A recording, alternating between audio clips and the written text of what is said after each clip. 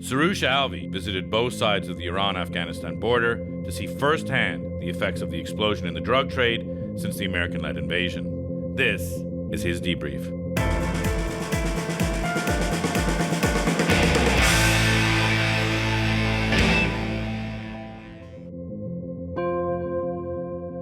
It really felt like Iran was fighting this war on drugs by themselves. But the reality is that the United Nations Office on Drugs and Crime set up something called the Triangular Initiative in 2007, where Iran, Afghanistan, and Pakistan have been taking intergovernmental meetings and trying to figure out how to stop the flow of heroin throughout the region.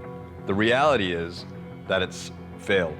I think miserably, because I've spent a lot of time in Afghanistan, Pakistan, and Iran now, and all I've seen are like millions of heroin addicts everywhere. So it doesn't seem to be working so well. That said, the UNODC is funneling money to help Iran fight this war on drugs. But a lot of countries have problems with the number of executions that are taking place in Iran. So, some countries don't want to send that money in anymore. But bottom line is that Iran is seizing more heroin, narcotics than any other country in the world. So American policy on drugs in Afghanistan basically flip-flopped over the years. Initially, the Bush administration saw it as not a military issue. They were focused just on terrorism, said it was a police issue, but they did try to eradicate opium cultivation and burn down the fields. But what they did was push the farmers towards the Taliban because they were taking their livelihoods away. So they realized, okay, that's not working. And then the Obama administration came in and said, well, let's try like crop replacement, and spent $10 billion trying to figure that out. But ultimately, it didn't work under our watch. As we pull out, the opium cultivation levels have never been higher. There were a lot of things that happened.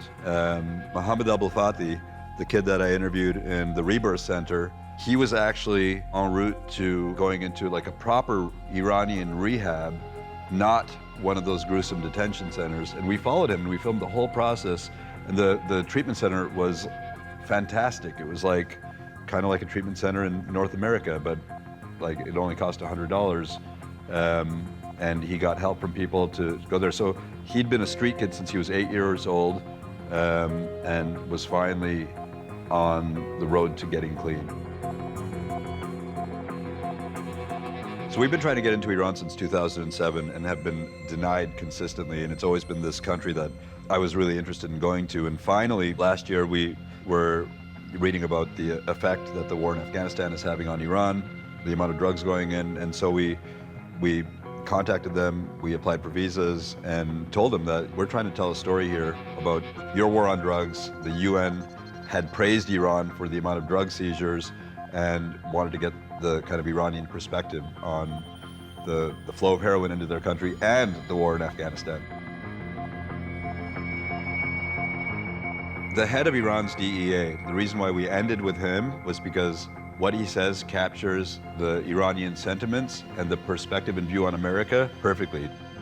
The anti-American sentiment is so high there that they are really using the kind of drug problem and flow of heroin into their country as a propaganda tool, like, look how bad America is, that they are consciously, intentionally, and deliberately trying to undermine our efforts and destroy us from the inside by infecting millions of our people with heroin.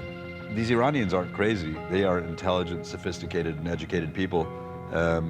And honestly, I could kind of see where they're coming from a little bit, because they've just been sitting there not fighting this war, and all of a sudden, they've had issues with America, they've had sanctions, and this insane flow of heroin is coming in, and they're like, wait, America's spending all this money in Afghanistan, and they can't stop this opium and heroin trade into our country? So they're really feeling like it's a kind of a weapon of war against them.